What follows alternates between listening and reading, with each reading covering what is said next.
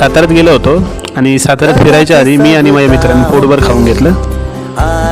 नंतर आम्ही थोडी काही बाईकची कामं करणार होतो.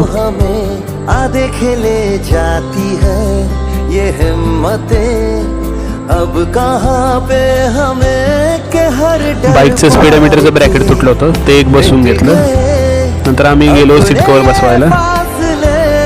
सीट कवर पण बसवून घेतलं आम्ही.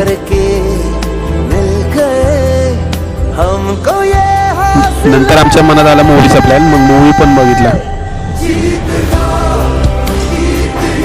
मूवी खूप खूप भारी होता, मजा आली बघायला.